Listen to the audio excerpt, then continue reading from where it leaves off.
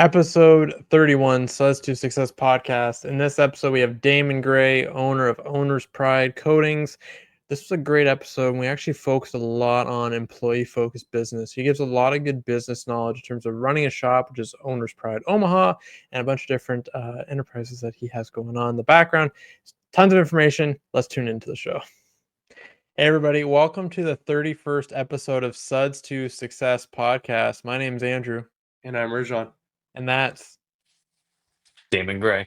there you go. You got it quick. Well, we always throw that in the beginning. It screws up a lot of guests. So just to see, you're pretty quick with it. Damon Gray today. What he's all about, Owner's Pride. If you haven't heard about Owner's Pride, you're going to. Great ceramic coating brand. Me and Rajan are authorized installers there. So obviously we're going to be a little biased, but there's a reason why we're with them, and we're going to kind of go over that in this episode. And if you haven't already, please like and subscribe to the podcast and all of our short form content as well. So Damon, you can kind of start off telling us like who you are, what you do, what you're all about, and we'll kind of go into it from there. Yeah, I'm probably the biggest janitor in OP. Is kind of how I look at it. I'm always cleaning up messes, or I'm taking care of things, or there's a cleanup in aisle too. N- you know, eh, what I do is I love expressing the brand, building the brand, and I think the brand is kind of basically my journey. Is what it is. And our products kind of resemble that and reflect it. But just to be short, I have a detail shop in Omaha, Nebraska that it's got its 10-year anniversary this year. Um, I went from working in the back of the shop to the front of the shop to out of the shop. And then to prove the concept that it can be run remotely, I moved halfway across the country. So the shop Owner's Pride is in Omaha, Nebraska, and I live in Somerville, South Carolina, out here on the East Coast. And the OP brand, my son and I started that in February of 2020 is when we launched. And as I was telling you guys, March of 2020, that's when everything shut down because of COVID. And we were able to successfully continue that brand through this post-COVID, through the post-COVID economy, and continue to grow it. So it I find that every day is a new challenge because honestly, guys, I mean, this is the fifth year after COVID, and I think that we still haven't really come to a full cycle, a business cycle of what we had prior to it. And there's always a lot of changes. There's been a lot of changes in the economy, changes with our customers, and that's part of my job is to see that, to look at that, to identify it, and see how we can help our installers and help guide however we can do this, help guide them through this and help them build their businesses. It's a good answer. So how I kind of came across Owner's Pride was by mistake. So I was with a different ceramic coating company before, had nothing but Mhm. problems. I started my business in 2020 as well, full time. It's kind of roughly the same time. I was with a few other coating companies, and then during COVID, the company I was with before changed a lot of their formulation around that time because raw materials were getting expensive, and they started changing stuff kind of on the fly. And there's a lot of Mhm. products we were using that weren't working. They were either we'd put it on and then it instantly flash, and like it was just nightmares, and it was like terrible. We had AC, like it wasn't like we were doing it in like areas that we shouldn't have been. So I reached out Yeah. to a good friend of mine, Ivan LaCroix, who taught me, and I said, okay, like I need a glass coating. This was before he was with DIY and C6 and all Mhm. that. I said, I need a glass coating that doesn't screw up because I've had three come back where it was like drawing in like weird patterns, like there'd be lines when there's water, like you can see where the applicator went. He's like, okay, reach out and put me in contact with Paulo. And I'm like, I've seen this guy before, but like I don't know who he is and whatever. And He I looks said, like, weird, doesn't he? I mean, he looks funny. thank He you. just Thank you for yeah. saying that. It's Uh, that Portuguese face of his. But anyway, go on. No, but you're 100% right. And if you've watched the show, you know we talk smack about Paulo. Totally welcome here.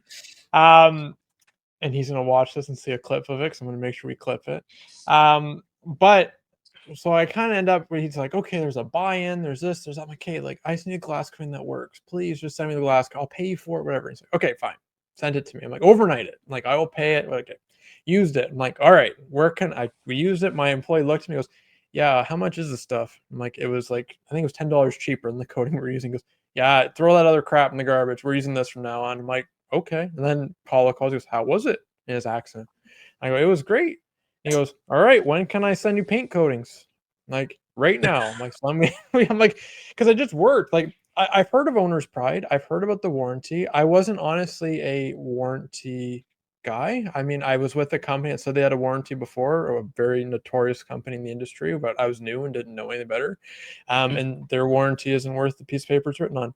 So it's kind of that's kind of what you deal with. So like he's like, oh, there's a warranty. I'm like, I don't care. Like, does the product work? Like, I can handle my own claims. I don't. He's like, no, no, no. Like the warranty is legitimate. And at the time, went on like a welcome call type thing with somebody else in Owner's Pride, and they really were selling the warranty. And I'm like, hey, like I don't care. Like, how does your products work? And after, so I listened to it, and I was very hesitant. Like, I would be Mhm. your worst customer for selling a warranty to, like in terms of like a company to an installer.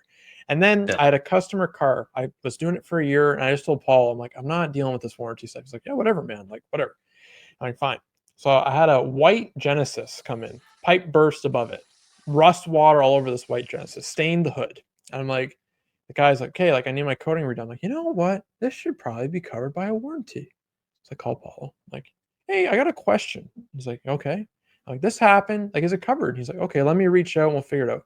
It got covered. And the best part about it was I got paid within I think like 24 hours. I Mhm. sat back and I got the thing like this is how much it's gonna be. We're paying you for your time. I was thinking I was just gonna get a bottle in the mail. Like I honestly, we're gonna pay you for your time to fix it. You're gonna get some. This will cover the product cost. It was all itemized. I'm like, I looked at my employee. I go, why didn't we do this a while ago? So I'm like, you can tell me anything. Like, sure, you have a warranty. Okay, great. Mhm. It really talks when it works. I'm like, "Okay, like, they did what they said they would do." And I'm like after that, I'm like, "Okay, Paulo, how do I train people here in Windsor?" So I'm like, I have friends that install their coding companies, like Erjan.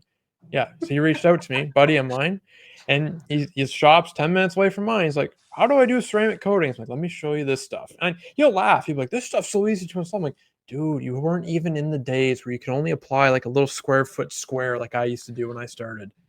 Yeah. And it was this night he's doing half a car at a time and then Oh, wiping it off. loving it. Yeah, I, it's easy. the owner's pride. Even when I got into it with Andrew, he's like, when he was showing me and training me how to do it, and I'm like, I was telling him right before, I'm like, dude, like it's pretty hard, right? Like I've been seeing videos, like you can only like do this much. He looks at me, goes, "Don't worry about all that crap. Just come here." So we start polishing this car. It was my actual like my car. He goes, "Okay," and I'm like all nervous, shaking up, and I'm like, "What the heck, like, bro? I'm got myself in too far. Like this is gonna be hard, but when I get myself into, we're doing my car and doing half the hood, and by the time I did half the hood, his employee already did the entire front bumper. And he looks at me and he Yeah. goes, "See?" And I go, "Wait, it's coated?" He's like, "Yeah." Like, wait, really? Like, he's like, "Yeah." And I'm like, as I'm applying it and showing, like, doing half the hood, and I'm like, "This is how easy it is?" He goes, "Yeah, buddy. Like, you don't have this. You never had the trouble of, doing all the brands he did and stuff like that." And I'm like, "Okay, well, if this is it, sign me up." Yeah. So yeah, we got on the board and now I'm here and I've been loving it ever since. But I mean, honestly, guys, that's where like the whole reasoning behind the install and why I really wanted to make sure that the install was easier. Because like you, I was an installer myself, and I got tired of the fact that the very last step is really what scared the hell out of me, and that was applying the coating. You couldn't Yeah. take a phone call. No. Your customer walked in, you had to ignore a customer because the last thing you wanted was a high spot that you had to go back and redo the entire panel. Because it's not just about money, it's mostly about your time, right? I mean, you don't want to go back to square one.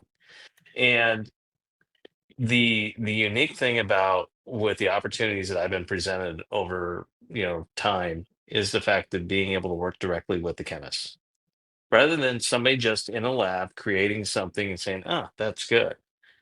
That'll work. Let's go ahead and run it through some testings and see what we get. Oh, it tested out fine. Let's go ahead and put this product out. I got to go ahead and work with them hand in hand. Um, and so the idea was to go ahead and create a coding so that if you did get a phone call, you could take the phone call and not be penalized. If you had a customer that walked in, you could go ahead and talk to the customer and conduct business and maybe even line up another appointment without having to worry, okay, did this thing flash, too soon? Am I going to be able to go ahead and knock this down? Am I going to have a high spot that I'm not going to be able to get rid of? The technology has always been there. It's just working with the chemists and utilizing, like with our shop in Omaha. Our shop in Omaha became our sandbox, where we could go ahead and we could work one on one. They had their lab, we had our lab. And Mm. the other thing, Omaha, Nebraska is terrible when it comes to weather. It really is. You guys get brutal winters. We get brutal winters. We have 40 below wind chill.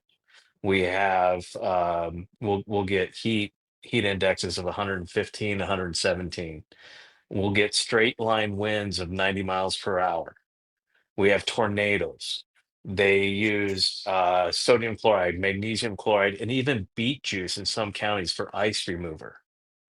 Okay. So the great thing about the coatings and being there in Omaha is every coating that we applied to a vehicle, and it's been thousands now, there in Omaha, they get our customers do a lot of the testing for us, and we get the feedback from them. And if the coatings themselves did not sustain and do what they're supposed to do, that shop wouldn't have 270 some reviews. It would not have a 4.9 rating. Um, and it wouldn't have been best of Omaha 8 years in a row now. So the products had to work in order for that shop to be as profitable and as successful as it has been. Yeah, and we'll go into that shop because that shop really interests me. What I like about the brand Owner's Pride, and we'll kind of bounce into the shop, it's not a super heavy advertising brand. So, like when I tell a detailer, yeah, they're like, "What do you use?" Owner's Pride. What's that? It's they hear the other names. I'm like, there's a reason why you don't hear about them, and not that they're not popular. There's tons of installers. I said they put their money in their R&D, and you can tell. Like, watch, use this product. They'll use it. It works. And it's like ideal. It's efficient. It all works. I'm like, that's it. That's it. That's it. Like you're done. That's it. Now you can go have a beer now. Like whatever you want to do. Like you're done. You got the money. Your job's done. So let's talk about Owner's Pride Omaha. Because that thing is Hmm. a behemoth, and that's something where I known you've owned it. I didn't know you Hmm. before Owner's Pride, and then I saw he owns a shop too. So I looked into the shop. I'm like this isn't just like a headquarters. Like this is a legitimate like location. Yeah, But kind it of is. have you always been in that location, that shop there, or like how has it grown? No, in 10 years, that's actually our third, but actually it's our fourth growth spurt in 10 years. Owner's Pride itself, as I was telling you guys, I've been in the industry for 3 decades, which God makes me sound old, which I am. But um, for the first 20 years, I did paint touch up and minor body work for dealerships. And I mean, I'm out there and I'm on the blacktop. I am cooking myself like on a big black skillet, and then you get the reflective heat coming off of a freshly polished vehicle. And I was doing paint corrections before we called it paint corrections. Yeah, that's Yeah, that's kind of what it was, and that's exactly what I was doing. But physically I knew that I couldn't keep doing this. I just knew that I only had a limited amount of time. And so the idea was working and talking with my son. He's like, well, Dad, why don't we just go ahead and take what you're doing there and why don't we just bring it into a building? And I'm like, okay, that sounds great. The problem was in the very first year of it was trying to gain an identity. People either wanted you to be a body shop or they wanted you to be a detail shop. And so I made the full commitment of Owner's Pride being a detail shop. And that detail shop was basically one long bay, and we could get maybe 3 cars in there comfortably at the most. And mm, usually it was two. Within first 2 years, Yeah, after 2 years, we had to move from there. We went to another location. After the first year in that location, we had to bust down the wall and take over the entire building, which ended up being a little over 4,000 square feet. We were there for about 3 years, and then we had to move again because we needed more space. And today, that store that we're at used to be an old Meineke building where they did brakes and stuff, right? Mm, So that building is 5,000 square feet, is how big it is. It's got 4 bays to go straight in, straight out. So one of the things I loved about that building was the efficiency of being able to yeah. pull in, pull straight out. And then there's a fifth bay that we have that's semi-enclosed that is PPF. And that building, we average about 250 appointments a month out of there. Um, Out of those 250 appointments, like I was telling you guys, we average about 40 to 50 ceramic coatings a month. We also average PPF or do PPF. We do tint and details and washes. The other thing we do is we make sure that we're focused on the customer. It's not just about the car. At the end of the day, it's really about the customer. We can make that car look fantastic, but if that customer doesn't have an experience that they remember, they're not going to tell anybody about it. They're not going to tell anybody how great that car was. And so we really focused on the customer more so than just the car itself. What are some ways that you're focusing on the customer? Oh, it's easy. When a husband and wife comes in and it's her car, do not focus on the husband. You talk to the woman. It's her damn car. And yeah, she just doesn't want to tell you it's her car. But she's actually the one who is going to be in that car. She's the one that's going to look at that car. And if she's not happy with that, I mean, guys, I've been married 34 years. And if she's not happy, he's not going to Nobody's be happy. Yeah. We're not going to be happy. We're not going to look good. He's not going to look good. And she's going to make sure that she reminds him that he doesn't look good and he's screwed up. It's just how it goes. And so that was one way. The other thing about the customer too is an education process, right? Because let's look at ceramic coatings. Ceramic coatings themselves, if your customers to go online today, they do a Google search, ceramic coatings are going to show up as being either A, bulletproof, or B, snake oil. And the truth is, it's somewhere in between, right? So you break it down and you make it very simple to them because they are buying an invisible product. I mean, really, that's what they're buying, an invisible product, an all clear product. So you need to be able to go ahead and reassure them what they're getting, and how it's being done. And the more comfortable you make them in this purchase of the second biggest purchase that they're going to make next to a home. That's what a car is. You got to realize it's the second biggest purchase. And in America, and it could be a little bit different in Canada, because in America, cars are more of an emotional purchase than it's going to be, a practical purchase. Mhm. I've always wanted a Corvette. You finally got a Corvette in your 50s. My father, my grandfather had a Chevy. I really want a Chevy because it reminds me of him. There's this emotional tie that we have to our vehicles, that just kind of runs through our DNA in this country. And it's acknowledging that too you know so when you're talking about, how do you focus on the customer, you focus on the customer's interest. What is the customer interested in? Are they interested in the protection? Then let's talk about the protection and the fact that this stuff, it doesn't melt unless you get to 1500 to 2000 degrees, which now we're talking about molten lava.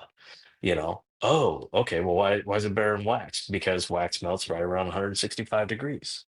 Oh, I didn't know that. Yeah, that's why it's going to last for so long. Let's talk about maintenance. Everything needs maintenance. Which one of the things I always told people is like, well, can't you just let it be dirty and then wash it with water? I'm like, that's great. Do you do that with your clothes?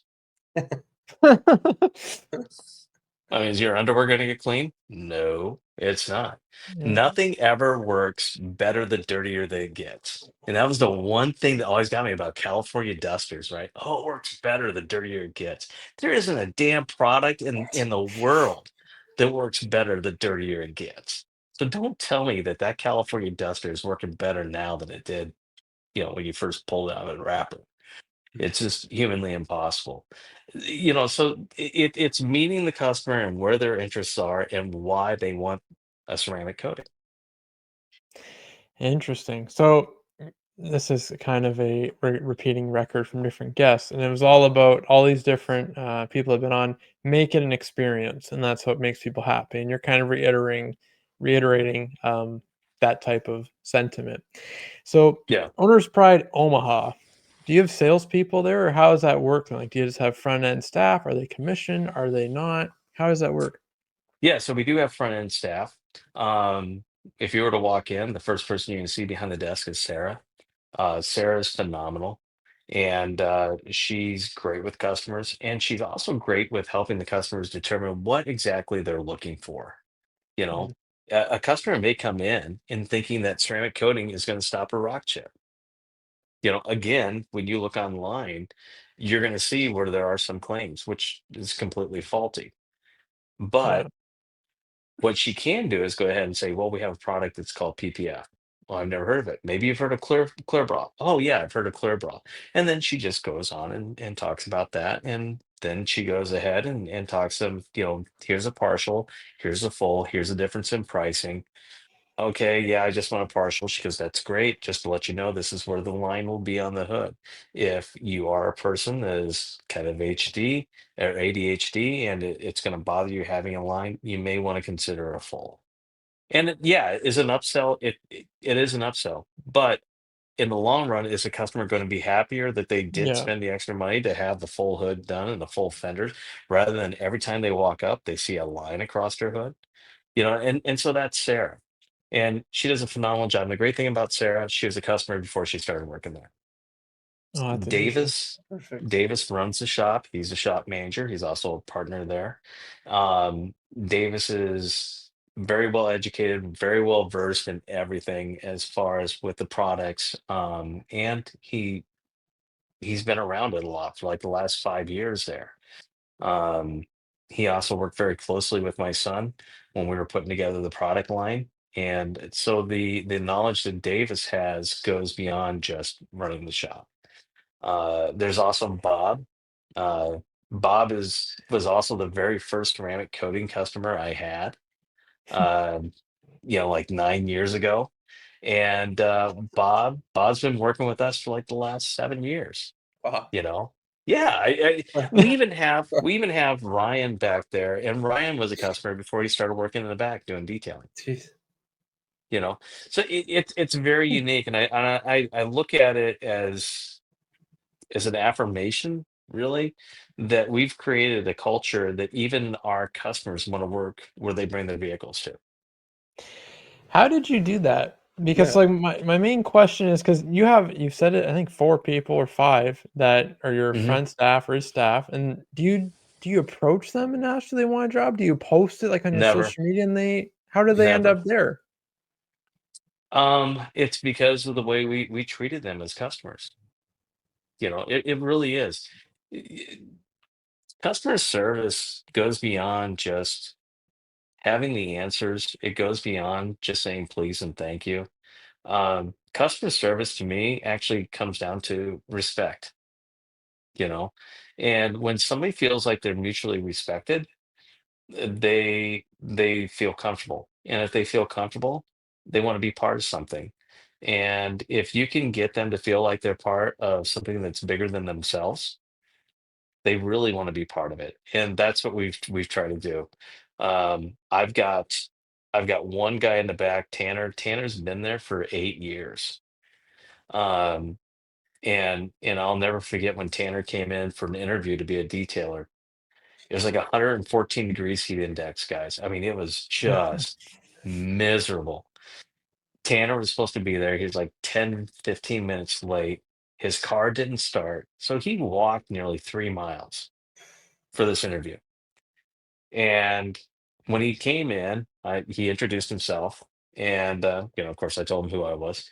And he goes, "If you don't mind," he goes, "can I just go in the bathroom and kind of like freshen up?" And because I brought a clean shirt with me, I'd rather be interviewed in a clean shirt. And all I thought was, "Dude, you're already hired."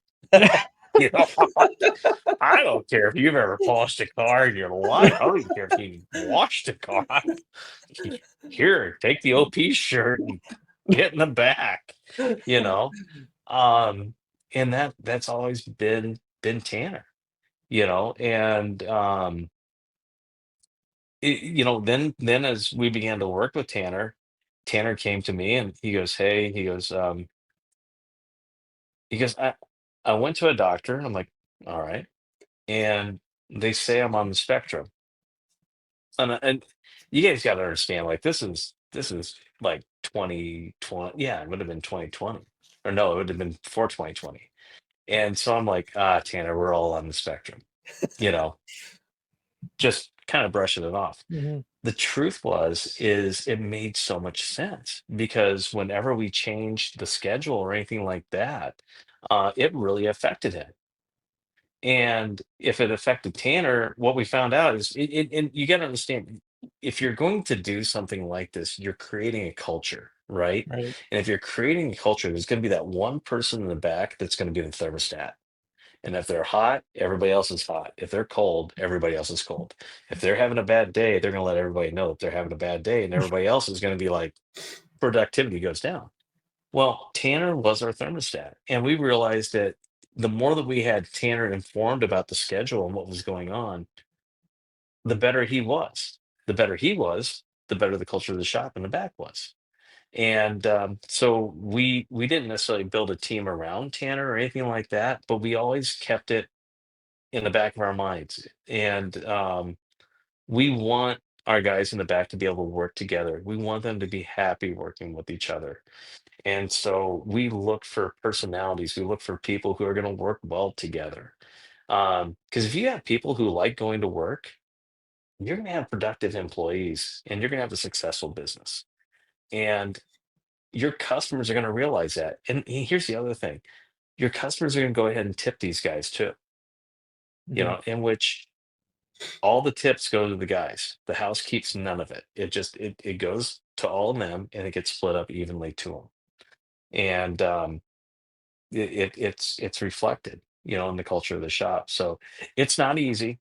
Trust me, there's nothing easy about that. And but the truth is, you don't have to fire and hire so much either if that's your main goal. But you have to have the goal. And then I think, going back to it, you're asking, that was a goal of ours. That was something that actually my son pushed when Logan was there in OP, and it just kind of carried over. So, something I really noticed is you're very culture driven. So, in terms of your shop or the shop you've built, it's very focused on culture. Was there ever a time with, let's say, Tanner, when you notice he has the influence of a lot of people or he's causing problems? And before, like, I assume in the middle, when you're like, he really is annoyed by the schedule, was there ever a part of you that said, this is too much? Or was it always like, okay, we're going to make it easier for him? Like, was there ever a part where you're like, is it the person we need to get rid of, or is it the system we need to change? Um, a little bit of both, honestly. And I think too, if you don't self-reflect and you look at yourself during the problem, then you're absolutely missing a crucial part of the equation, right? It's not just everybody else. You know, there's going to be you've got to take responsibility for some of this. It just is what it is.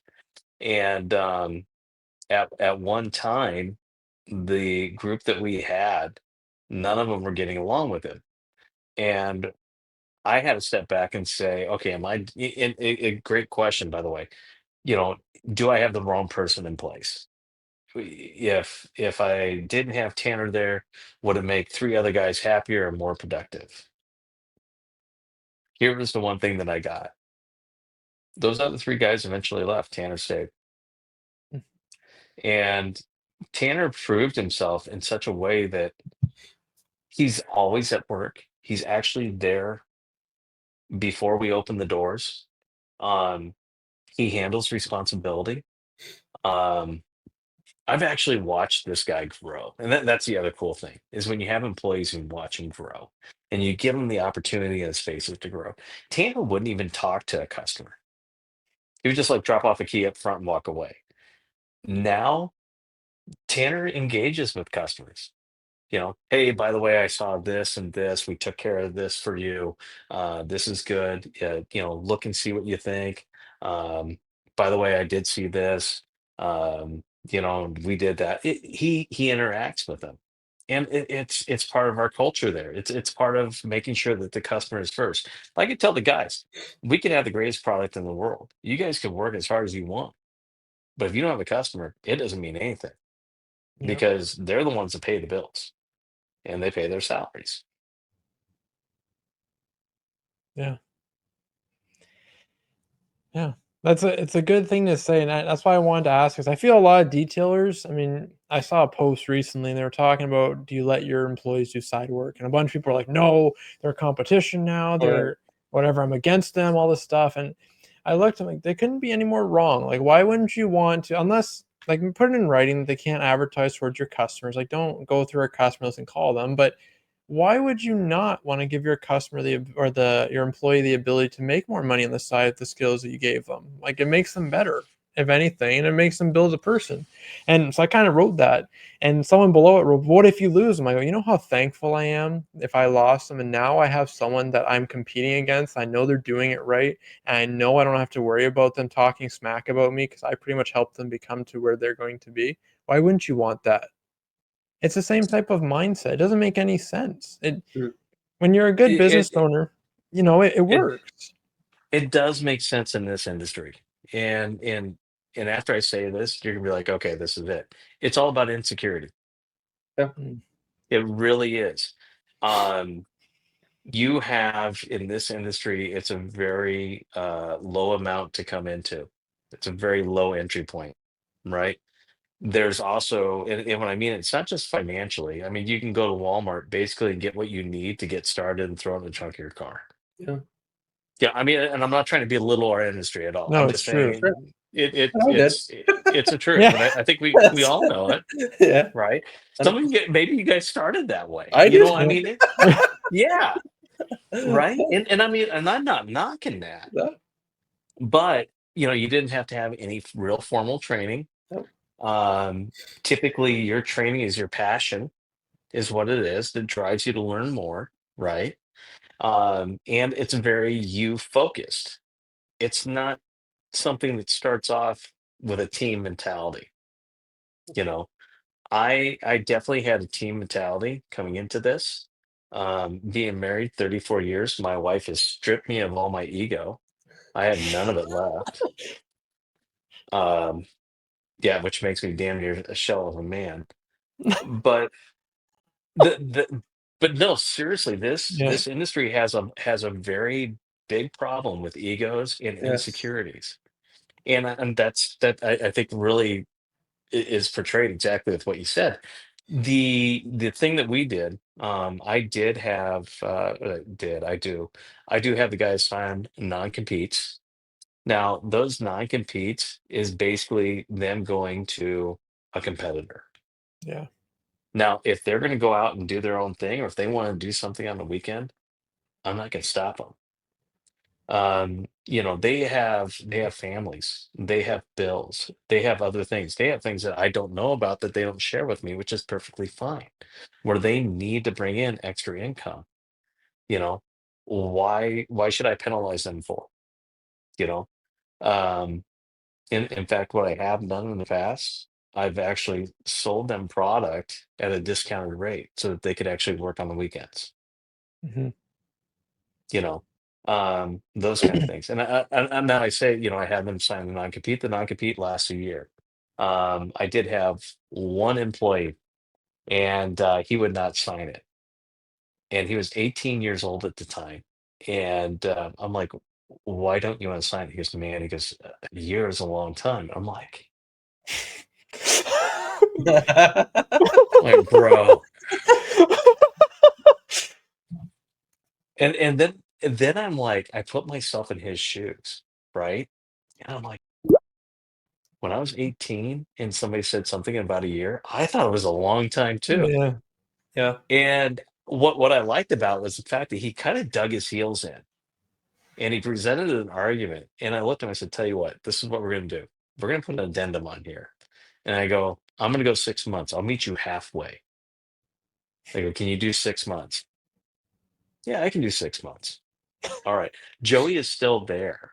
Yeah. Uh, Joey went from detailing to being actually our PPF guy, and he does a phenomenal job. He's great at it, you know. I had another guy who works there, and again, this goes back to what you're talking about, being able to utilize your employees' strengths, and also don't burn the damn bridge with them either, you know. Um, I had an employee that we hired back last December, and in fact, he just left last week. Um, when he came on, he was on prior to COVID, and great guy, great guy. And here I am. I'm it's COVID. I'm filling bottles. I'm pushing a brand for the first time. How do I get this brand out there? How do we connect with people when everything is shutting down? And I'm literally filling bottles in a room that's the size of like a medium-sized closet, you know. And I get a phone call from this particular employee and just yelling at me how I am putting their lives in danger, keeping the doors open during COVID, so forth and so on, and how I just care about money and, I don't care about them and their well-being and their families. And I told him, I said, I'm going to do you a favor. I go, I'm going to hang up on you because you quit, correct? He's like, what do you mean? I go, you're going to walk out, right? After you hang up with me, you're going to walk out. Well, he's like, yeah. Okay. So you're telling me you quit. I go, I'm going to hang up on you because someday you're going to need me for a reference. And I want to make sure I give you a good one. And he kept on yelling at me. And that's when I hung up on him. Cause I mean, dude, I had bottles to fill, right? I mean, like I got stuff to do. But here you had somebody who was 21 who had never even heard of the word pandemic, who at 21 thought that, hey, I I thought I had an entire life to live, and now people are telling me that I could die, Yeah. in a matter of days, so there was a lot of fear there and a lot of immaturity. And he actually apologized. Wanted a job back a couple years later. We didn't have any spaces to open up, and so I didn't hire him. But we had space last December, and he came in, and he's just like, even if it was, he has, you just take that away, that whole instance. He goes, it was the best place I ever worked, and he goes, I just want to come back. Now I flash forward, and this guy is now doing our tent work and everything else. And then on a Monday, we get Monday or Tuesday, we get a text. Hey, I'm gonna put my 2 weeks in. And I'm like, you gotta be kidding me. We got 10 jobs. You start thinking about everything you have lined up for work because of this one individual. And he told Davis, and he really didn't go into much detail about it. And Davis told me, and I mean, I'm gonna be honest with you, I was pissed. Here I've given this kid a second chance. I brought him Yeah. back. And I told Davis, I said, I'm gonna give you a call in about an hour. And so I did. I called him about an hour. I said, I really thought about this. And I go, I've made some mistakes in the past when I've had certain situations kind of like this. And I felt like I didn't handle them very well. And I said, we're going to do this one different. And he goes, what do you mean? I go, I want him there for 2 weeks. And I go, I think he wants to be there for 2 weeks. And, Davis argued with me a little bit. And I'm like, let him know that I'm going to call him in about 5 or 10 minutes. And I need him to answer the phone and let him know I'm not going to yell at him one bit. Because you sure you want me to tell him that? I go, you got to tell Wes that. I go, he's going to be afraid that I'm going to berate him. I'm going to do. I go, I get it, right? So I called him up, and he answered the phone, and the first thing I said, congratulations. I heard you're starting a career in plumbing, and I go, that is an awesome career. I go, now, can you tell me why? And then that's when he told me, he goes, I'm having a baby. I go, so you're thinking about your family? He's like, yeah, I'm thinking about my family. I go, this would have been so much better if you just told Davis that. If you would have told Davis that you were having a child, because now you're talking to another father with a child, and he understands the things that you have to do because of your family.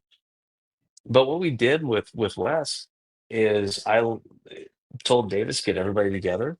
What we're going to do is acknowledge the fact that the Wes is going to be gone in 2 weeks, and we want him to leave in a way that he's happy, and so that everybody else is happy, and that they know that Wes is going to be there for the next 2 weeks. We're going to be making these transitions, and literally his last day, we practically threw him a party.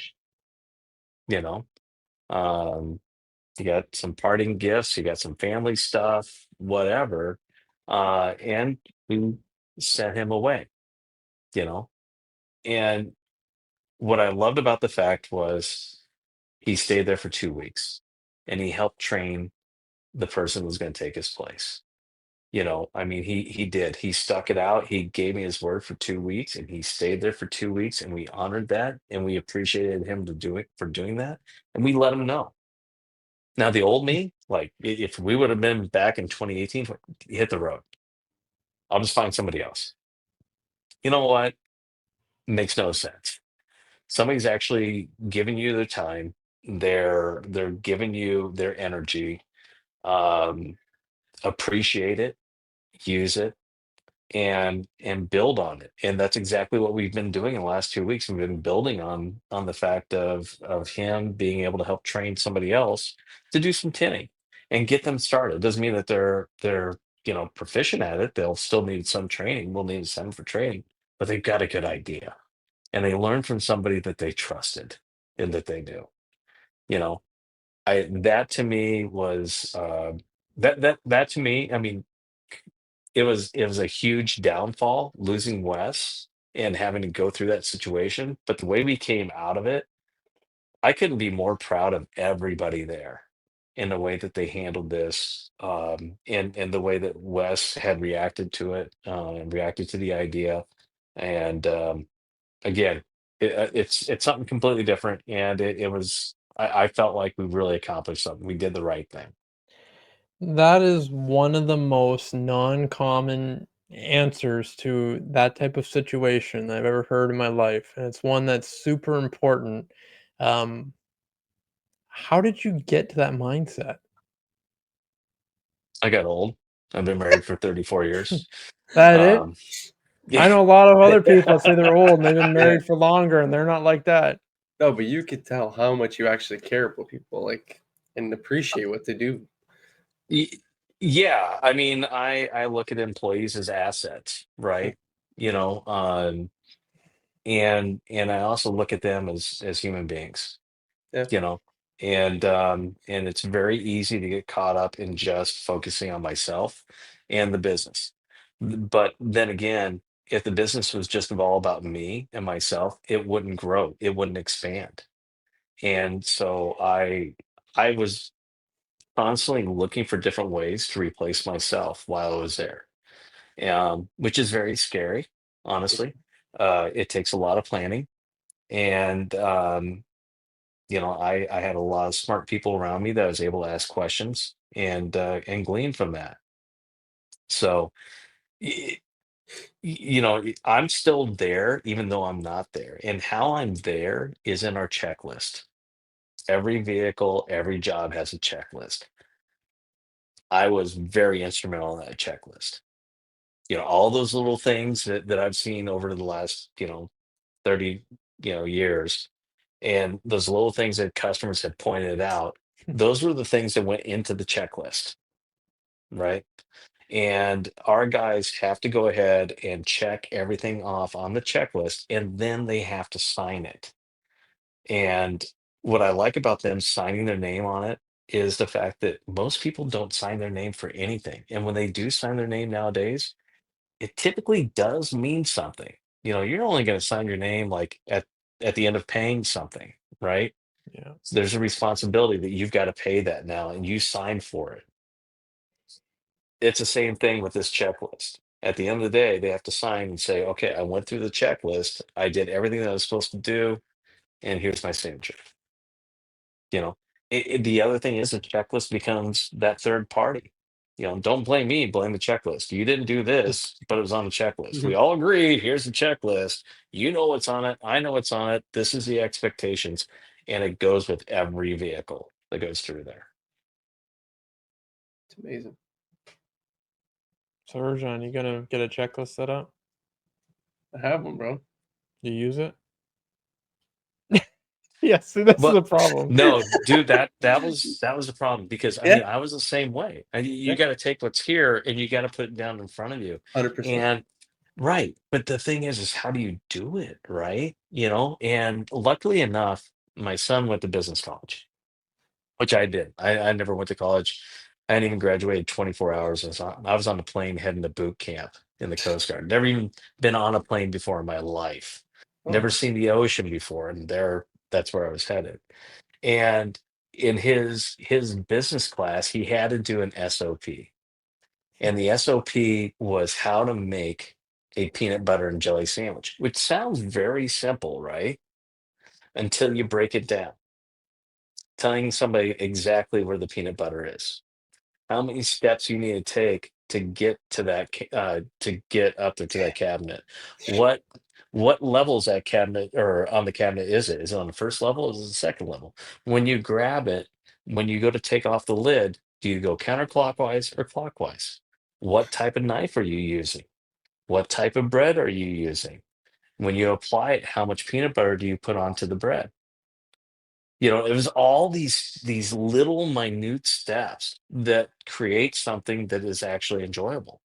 And that's what we had to do with the back of the shop and creating this checklist is to make sure that we could go through this step by step and not be like, overbearing or anything.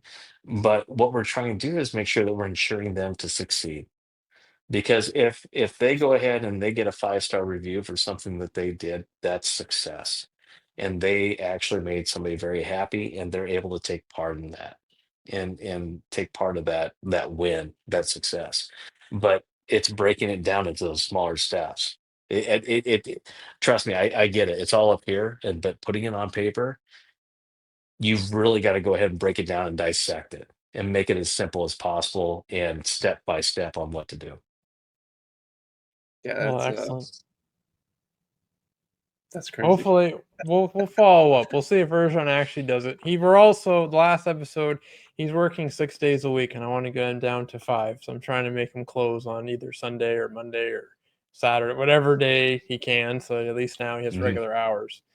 So kind of end this episode on those. He's constantly he's Hustling. getting there. He's getting there. But Dude, yeah. I No, mean, I I know. did I did the 7 days a week thing too. Yeah, I understand it. And in the early years, yeah, you hustle and you bust a yeah, lot. I mean, you make things happen. The the one thing I can tell you from somebody who's been doing this for so long is at the end of the day, you're never going to be able to take that with you. facts. You Yeah, know, that's true. the only thing that you're going to have is going to be memories. And if you're missing out on life itself just for work, it's not worth it. it, yeah, I mean, and everybody has different goals. I mean, I actually know somebody who is going to retire when he's 35. I mean, this guy has got a plan and he has been busting his ass. And he's going to retire at 35 and he's not a detailer either. And when he does, he's got another plan. This is what I want to do. This is what I want to start looking at having a family. And this is going to be my. Now, eventually, once he gets married, his budget's going to go to hell. There's no doubt about it. It's just going to. It will. He has children. That budget is definitely going to hell. It's not going to last. And he's going to have to go back to work again. Um, but this time it's going to be for a different reason though. Right. And then I think too, I mean, I missed out on a lot of things with my kids. And my kids are all grown. My son is 31. And he was the one that I worked with on the entire product line. and helped designing it and starting OP. But he does data analytics now. He's a senior data analyst. My middle daughter is 28. She has our two grandkids here in South Carolina, and she's a respiratory therapist and a full-time mom now. My youngest daughter is just like her mom. She does real estate and she does insurance. She had her broker's license by the time she was 26 and just absolutely killing it. Um, so we had our kids very young. I mean, I hadn't even turned 22 before Logan had showed up, you know. But there were definitely some things I missed out on. And that's the one thing I would say to you. Just look at the things that are actually really, really important that you don't want to miss out on. Because those are the things that you keep forever. The money's going to come and go. The Yeah. money's always going to be a cash flow, dude. I mean, and that's what you got to look at. That's how I look at it. It's a cash flow, Yeah. and it's not going to necessarily be there forever.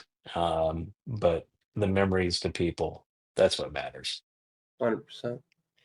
Damon, I just wanted to thank you for coming on the episode. It was a 100%. great episode, and it actually went a different way than I thought. I like the idea of treating employees like people and being, I guess, employee focused in your business. It's very important, and I think it's something that needs to be talked about more, especially in this industry.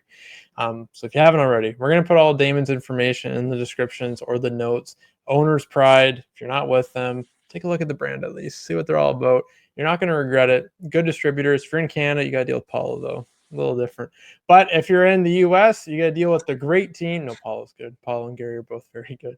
They're awesome.